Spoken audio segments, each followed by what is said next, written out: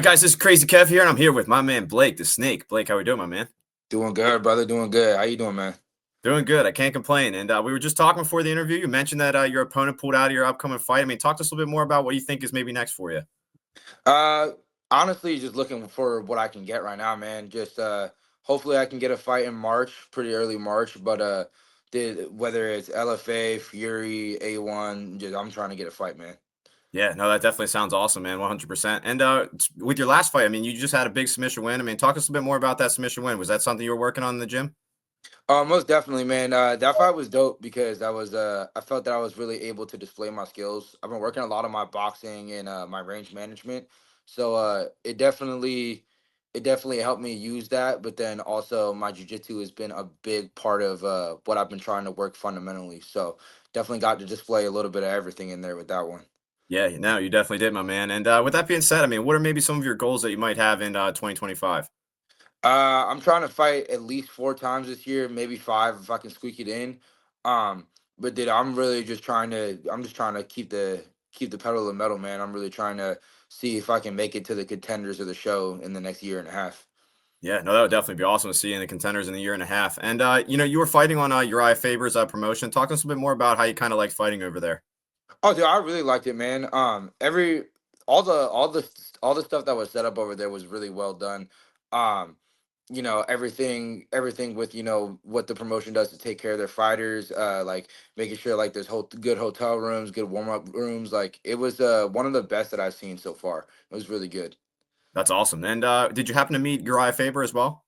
I think I met him once at my pro debut. I didn't happen to see him at my second fight, but he's also a really cool guy, man. Really good Yeah, dude. no, he definitely seems like it. And he just got signed to the GFL. You keeping up with this league? What do you think about that? Yeah, dude, I was keeping up with it, man.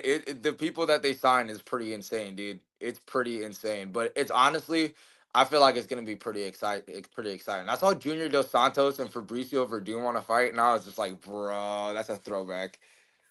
Yeah, no, this promotion is definitely insane. I'm curious to see how it kind of goes from there. And with that being said, I mean, with your next fight, I mean, you obviously have a knockout, you have a submission. I mean, how do you think you're going to try to go out there and get a big win in your next fight?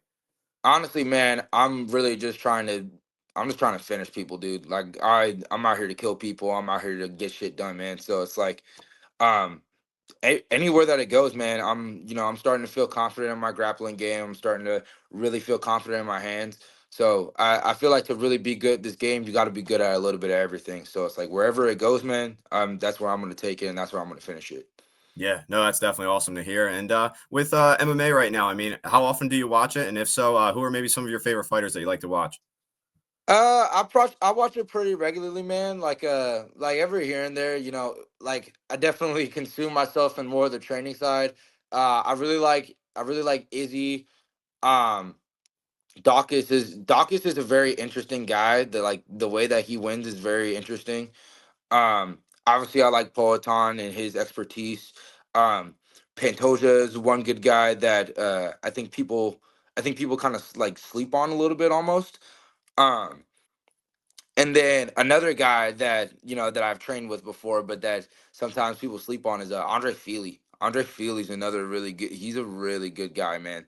He's one of those dogs. I actually was watching him train a couple weeks ago. He was getting work with my guy David and then Peyton Talbot, and I was just like, oh, bro, like this guy's the shit.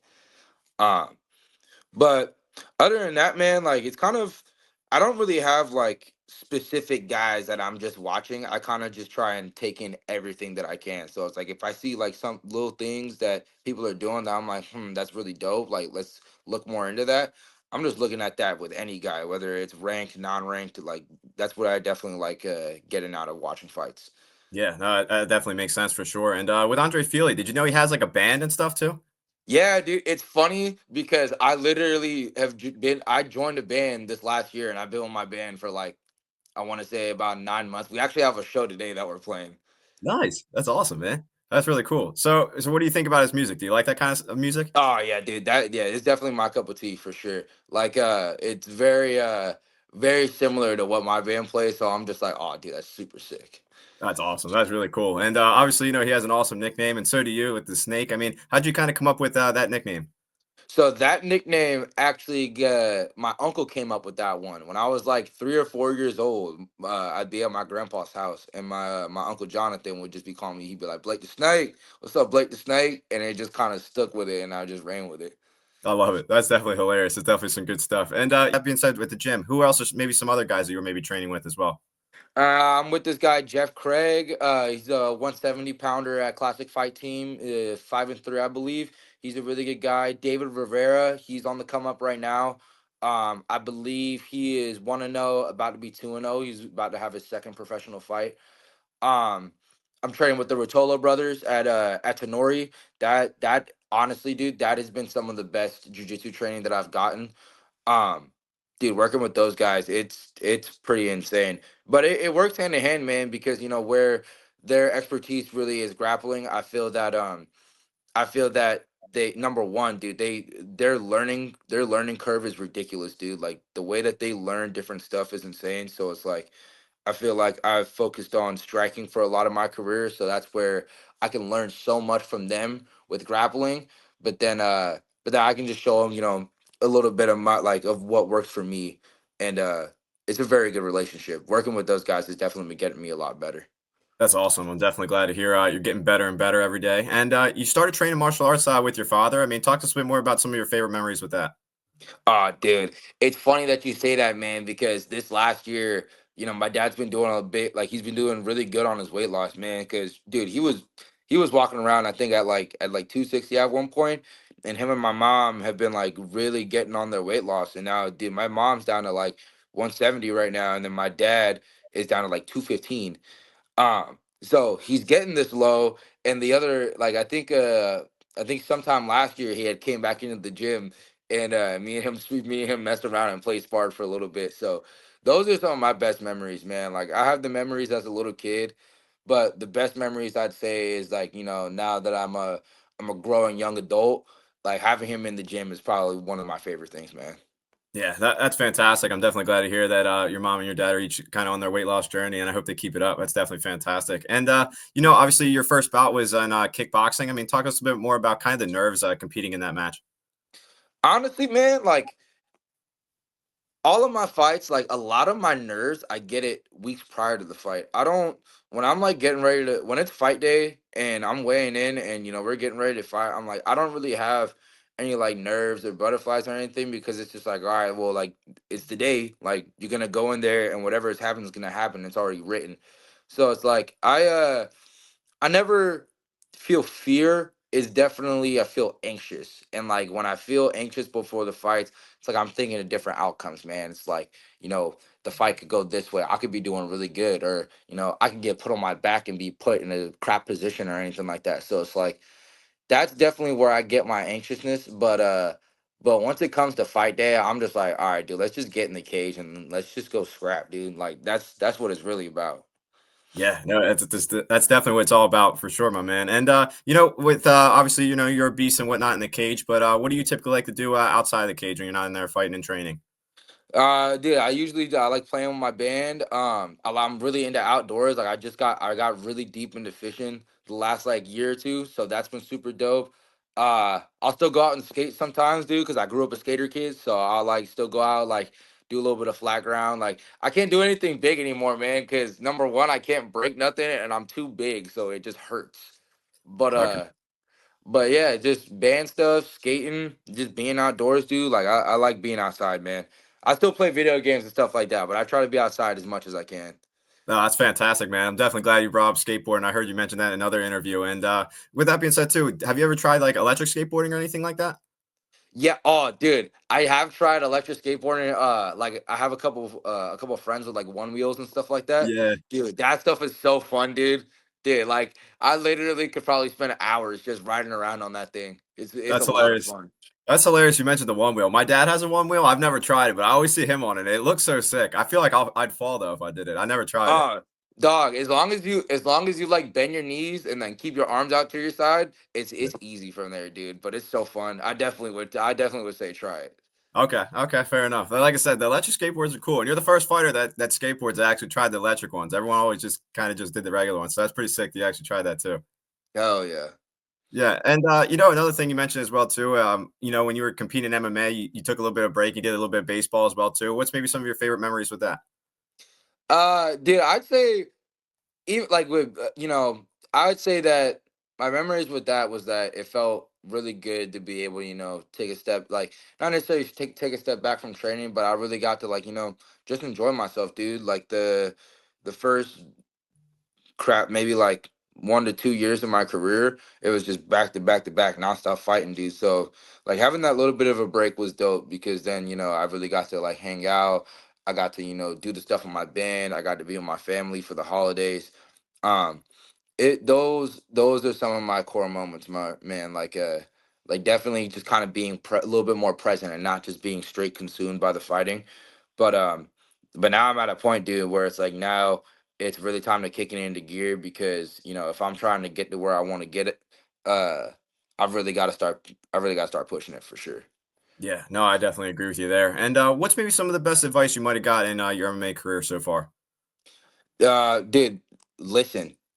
Listening is probably one of the best things that you can do, man. There's obviously, there's certain people that, they might not give you good advice, but if you got good people in your corner, dude, listen to those people. Like, I definitely feel like that the one thing that is probably one of my best qualities is that I'm able to take information and apply it very quickly. So whether, I'm talking about fighting, whether I'm talking about life, if you can just listen, dude, and listen to people that have done it before and, show you what not to do, like that is the best thing that I would probably say that you can do, dude. For real. That and just really just be strong, dude. Like be strong mentally.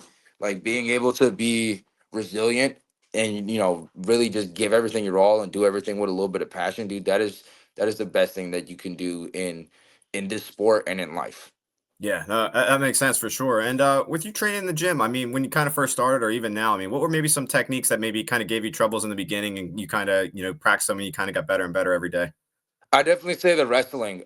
Wrestling and pressure passing. Pressure passing was definitely one of the biggest things that I've been working on, especially because I am really tall. So when I get down into certain grappling wrestling positions, um, it's a little bit awkward for me sometimes to be pressure passing and keeping my hips in.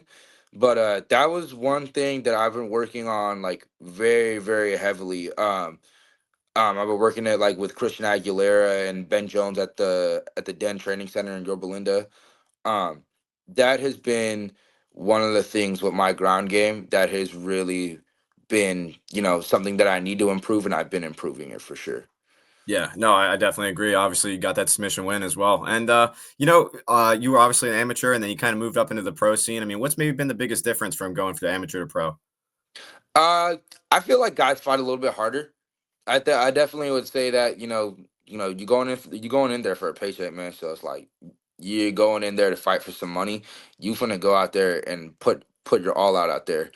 Um, I definitely would say it's also definitely there's a lot more decorated guys, dude. Like even the guy Nick Fishback that I fought in my second pro fight, like that guy was a solid D2 wrestler, man. Like there you start to see a lot more dudes with a lot more accolades in martial arts and in other backgrounds other than MMA or like striking or anything like that. So I definitely say that that was probably the difference. I think the big difference too is that I fight like you get more of the chance of fighting guys that are a lot older than me, dude. Like even Nick, I think Nick Fishback was like in his early to mid 30s. Even the last guy that I fought, again, like late 20s, early 30s. Like, and dude, I just turned 21 in November. So, I definitely think that that is the big difference when you get to the pros. The guys are probably gonna be a little bit older. They're gonna throw a little bit harder. They might be a little bit stronger, but if there's anything that I could say for amateurs getting ready to go pro, dude, it's just like just make sure you're ready and take your time. There is no point in rushing. Like, dude, I had 7 amateur MMA fights and then I had 4 amateur kickboxing fights. Like I think that taking my time was definitely worth it. So, especially when it comes to the different levels of competition and just the way that people fight for sure. Yeah, no, I definitely think that makes sense for sure. It definitely has a lot of accolades, 100%. And one thing about me is I'm a Taekwondo instructor. I've been teaching for about 6 years now, and I got a lot of guys in my gym. What advice did you give to those guys in the gym to keep on coming into the gym and get better and better every class? Hey man, just have fun and embrace the suck. Embrace the suck. Like that is literally the best thing that you can do because man, like it's easy to go in there when you want to go in there, but it's when you don't want to go in there that you're really gonna, put some deposits in and reap the rewards of it. So I definitely would say did keep going, keep grinding, do not stop. Yeah, it's a disservice to yourself if you stop.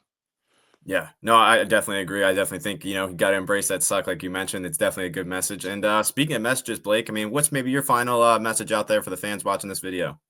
Man, my final message I'd say is that number one, I'm a relatable guy that fights, man. There ain't nothing special about me, but if there's anything that is special about me, man, is that, I'm here for a reason and I'm not gonna stop. I'm doing this for legacy. So you guys are gonna see, you guys are gonna see some exciting things this year for sure. Yeah, and we're ready to see those exciting things, Blake. And again, man, thank you so much for taking the time and coming on the show. And best of luck in your upcoming fights. And hopefully, you can stay in touch and do another one in the future, my man. Hell yeah, brother. Appreciate you, my man.